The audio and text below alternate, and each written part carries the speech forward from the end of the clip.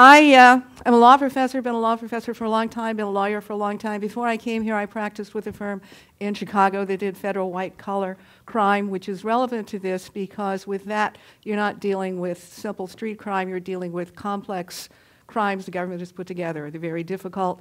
Often your best way to get rid of them is to try to knock out the charge because you can find some fault in it. So there's that. When PCs came in, my law firm, which was very small, and we made a lot of money because white-collar criminals will pay a lot of money to try not to get convicted, put PCs on our desks, and we had 6 lawyers, 3 partners, 3 associates. The senior partner who I worked with liked it. He tried to do it with it, but Harvey was never very good at it. And I loved it. It's okay, complex crimes, computer technology. And I came here, I was working in different areas. 1995, I began looking at cybercrime, and I don't know if you know there was cybercrime in 1995, but there was. There were a lot of Russians that were extracting money from companies here. They would either simply go in and steal it, or often they would extort. They would take valuable information like, hi, pay me so much money for this. So that was here. Others started getting into it. It was mostly the Russians then. And at that point, it was already apparent that we couldn't do anything about it. So, wait, show you this. Those 2 slides basically sum up the thesis, okay? If you look at that slide, you may know Peace of Westphalia, 1648. There were a lot of problems going on in Europe. Everybody was fighting with everybody because sovereignty was basically personal and you had a lot of overlapping relationships with each other. And so people were going to war all the time. And it was destructive. And they basically said, we've got to fix this. So they came up with the idea of the nation state, which is that you get your turf. Kind of reminds me of a suburb, right? You get your turf. This is your turf. France, you stay in your turf. Germany, you stay in your turf. And that worked much better. And it evolved into the system we have now where you have proprietary militaries, then they relied on mercenaries. And see, that's that world. And isn't that nice and tidy? Everybody's got their space. And that's that world with internet traffic superimposed. And that's chaos superimposed on that. Those little boxes don't matter here. That old telephone slogan, reach out and touch somebody? Yeah, you can reach out and touch somebody very carefully. You can reach out and make lots and lots of money. On this one, having studied it for a good period of time, it was very obvious that, as I said, the systems we're using for threat control just do not work here.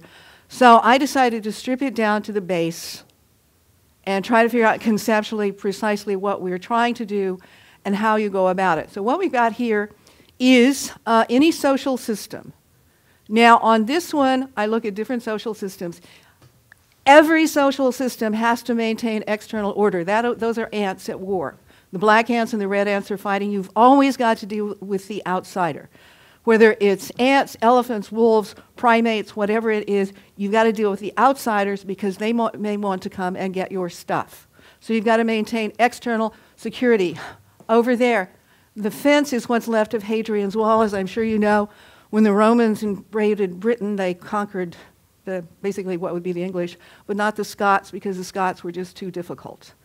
The Scots had some terrain going for them, and so the Roman solution finally was, well, the heck with it, we'll just wall them out, which is very much like the Great Wall of China. And of course, the Scots found ways to get around it, but it did work reasonably well. You've got to keep the outside out. Wolves have war. All species have to deal with the outsider. We call it war. But some social systems, ants only have war. They can't think. But when the social system is composed of individuals that are individually intelligent, like us, you have a problem. Because the members of that system can say, I don't feel like going to war. I don't feel like working. I think I'll just take what you have. And that's us. Now, the way we deal with that, and actually they do something similar, the way we deal with this is we socialize us to want to do good. Don't take other people's things. Don't do this. And that programming works quite well for most of us. The example I use is suppose I'm going to go speak somewhere and I'm on an airplane and I look and, oh my, in the seat next to me somebody's left a pile of money. Now, part of me is going to think, yippee, take that with me. But if the socialization has worked, I'll go, no, I really should not do that. And that's buttressed by the fact that, I should be going to the next slide. I don't have it on this one. I edited this one down. The other part is we know that if we do it and get caught, we'll be punished, right? So I look at the money and think, gee, I could use that. That would be great. But if I get caught, I could be punished. So we've got the internal, which works for most of us, but some people that just doesn't take. So we have also internal order. And the internal order, talking about that here, we keep the outside out, and then we have to deal with internal order. And we call it crime. And that's people within a system preying on each other. Now, for a social system to survive, you've got to keep the outside threats at bay, and you've got to keep order inside. Not perfect order, when you have to control this kind of disorder, crime, at a manageable level. And, of course, those are our disincentives there, the hangman's noose, and that's Alcatraz. Spatial security, the assumption is the nation-state system, the borders are stable. So the sovereign controls what goes on inside. That's why I think of it as a suburb. Each person's little turf is their turf. The United States doesn't mess with Canada. Canada doesn't mess with the United States. And that's fine in the physical world. When they do, you do have war. Internal, the perception that if you commit a crime, you will be caught and punished. Apparently the deterrence, the primary deterrence is the perception that you will be caught. You could make every crime a capital crime. At one point, Britain basically did that. But if you don't think you're going to get caught, why not? For some people, not for most people. Here, non-spatial security. Bullitt County is a county, a small county in Kentucky. I use this one. It's old, but it's a good one, 2009.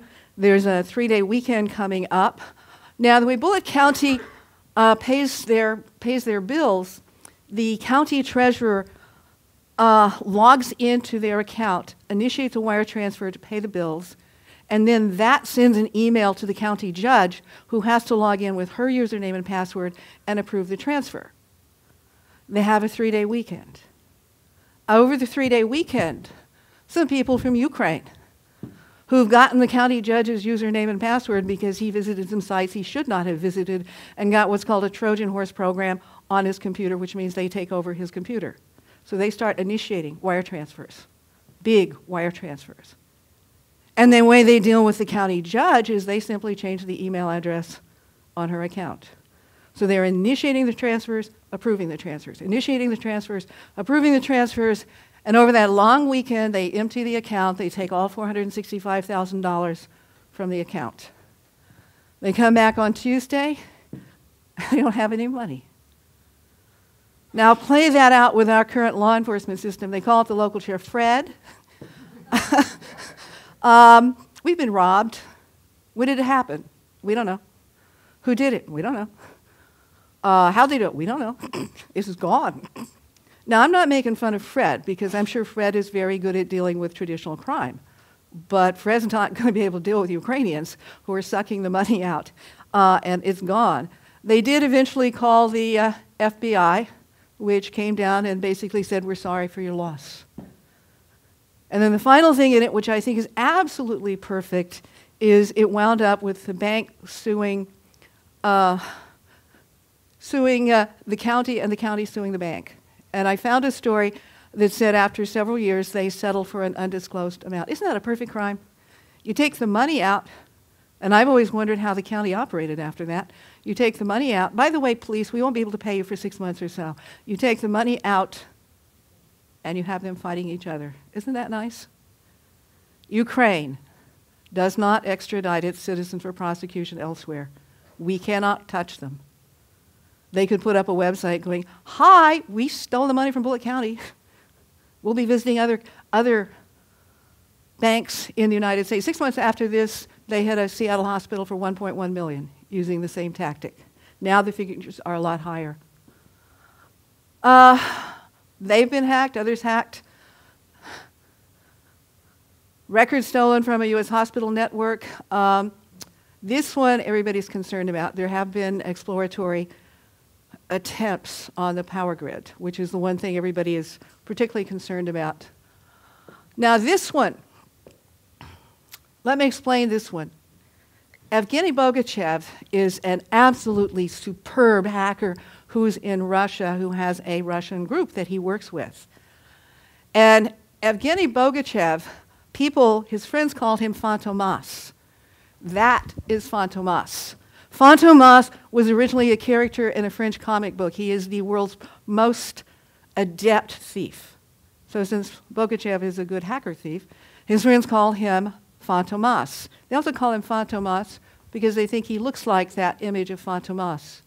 The image is from a French film about Fantomas. In 2014, he and his people pulled off a $100 million hack. This last spring, they pulled off a $1 billion hack. That's pretty good, isn't it? I could live on that. Just like that, $1 billion. Russia does not extradite its citizens. He could put up a website going, "Hi, I just robbed you guys, and there's nothing we can do about it." This I do not understand. The bounty, that's what the FBI has been doing the last year and a half. They're putting bounties on these guys. Now let's see, if you're working with the guy and he's pulled off a $1 billion hack, are you going to turn him in for $3 million? Of course not. It's insulting. So, this part I don't understand. Last spring, the FBI, they sent 2 agents to Moscow and they say, "We want to see Bogachev." And the Russians are playing along. Okay, you can see Bogachev. He and his wife and a little girl live in a town south of Moscow, something more like on the resort area. And so they do the whole charade. "All right, we'll call down there and we'll take you down there and you can talk to him." And what happened by the time they got to where he was supposed to be? They were gone. Pravda did a feature on this one and had an interview with the local cop who said, "Well, if they'd called me, I could have picked him up and he would have been here." Well, there would have been no point. The FBI agents can't arrest him in Russia. When you've got an extradition treaty, you can work with the local authorities and they can arrest and hold the person and then you extradite. The Russian Constitution, we do not extradite our citizens for prosecution abroad. So I don't know why we sent those agents there. I don't know what they were supposed to do. So he's disappeared. And Pravda said the Russian government is protecting him. Wouldn't you? If you had somebody who could bring in $1 billion, wouldn't you? Does Russia have any reason to care that he's stealing from us? They do? If they don't, things need to change so they do. How? Want to bomb them? No, but we live in one world now more than ever, and I don't mean to... I'll give you an help but answer your rhetorical question. I'll give you an example, and I will get to the slide later, but I'm sure if you've read any media, you know that the Chinese military has for years been stealing millions and millions of dollars of proprietary information from us, and Obama's sick of it. And so about a month ago, Obama was making noises and saying the United States is going to impose sanctions on China, on the people who are doing this. And you know what happened then?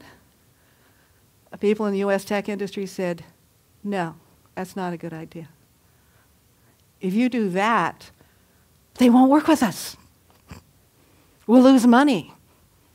You'll just be hurting us." So now the word in Washington is, well, I guess we're not really going to do that. And the Chinese president, whatever he's called, followed up very quickly. He's holding a conference somewhere in China, and our tech people will be invited, and he's just kind of gloating. When they say work with us, I'm sorry to engage in this. Sure. When they say work with us on this problem, or work with us... They're getting there. They're going to be speaking. They're going to be doing some stuff.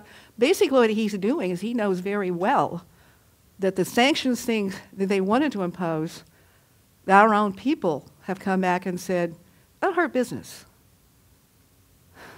Now that's one group of people. That's the tech people. But then you come over here with the other people whose intellectual property is being stolen. They want sanctions. Also, I don't think I have a slide on it, Also, and this has been going on for over a decade, many, many, many companies in this country want to be deputized so they can hack back, so they can attack the Russians, they can attack the Chinese. Now, the reason they want to be deputized, we have a federal statute, 18 U.S. Code 1030, that makes it a crime. It makes it a crime to hack and attack systems here, so we can prosecute our own citizens. But it also makes it a crime to attack abroad. And their rationale is, well, if you make us deputies, then we're law enforcement. Then it's okay if we start attacking computers abroad. You think we should do that? Should we deputize the companies? Go get them? The long-term implications of this kind of stuff are chaos. I know. So That's why it's called threat morphing and chaos, basically. I think it is. I am working on what's an incredibly long article, law review article too long, which is basically sovereignty is not working. The sovereignty as we know it doesn't work. Inside and outside isn't in cyberspace. And these are not the only ones. There are many, many, many countries. Lots of Eastern Europeans, other countries, people stealing us blind. And there is absolutely nothing we can do. Remember Fred in Bullitt County? Well, people get hit in Dayton. Also, are you familiar with ransomware? Do you know what ransomware is? Hi! Having trouble accessing your files? We have locked your files, but for a small fee. We will unlock, and they actually do, honest crooks. We will unlock. I think they do it because if they don't, people wouldn't pay. I did a little checking before we were talking about it in one of my cyber classes the other day. Montgomery County Planning Commission got hit and paid $500. The municipality of Troy got hit. They couldn't get any of their records. They paid $700. Police departments are getting hit, and it's kind of 50-50. Some of the departments pay and some don't. And you know how that one works? Do you think you have to be a special super cyber criminal to pull that off? No. It's a marketing model. The companies that create the ransomware will rent it to you. Foolproof. Hi, here's your ransomware. This is all you have to do, and you decide how much money you want to charge. So you don't have to have, for that one, a lot of expertise. For years, people have been talking about crime in a box. At some point, we'll have crime in the box, which means that people who are not adept at this can pull off crimes. Ransomware is crime in a box. And I mean, this, yeah, sovereignty is not there. Our borders are useless. And I mean, the hits, the attacks just come and come and come and come and come. I don't see Russia or China, you know, the specter everybody is concerned about. I talk about this stuff out at the cyber war program at Wright Pat. The usual one people talk about is the electric grid, which that would just shut us down. I don't think Russia or China has any interest in doing that because they're stealing from us, so they don't think they want to shut us down. There's another one of the officers out there pointed out to me, which is you can also have a lot of fun if you just shut down communications, because shipping things, food, all kinds of things like that rely on that. You could have an interesting effect if you did that. I don't think, this is all about money. ISIS, I am somewhat concerned about, because they're smart and they use technology. I could see somebody like them maybe doing something with this. We have some Saudi students in the law school who have law degrees and are getting LLMs in tech law there, and I've got one who's writing a paper and he's going to analyze cyber terrorism and ISIS and see what he comes up with. I don't know about them. But see, this, we can't do anything about, which aggravates me. Shouldn't we be able to do something about this? As it stands right now, you know, the answer is, well, secure your systems. Oh, great. Let's take the Montgomery County Planning Commission and put them up against Russian hackers. Let's take banks in Dayton and put them up against Russian hackers. I'm not insulting them. I'm saying this is not an equal arms race. And that is my blog, which is just about cybercrime cases here. And my time is up.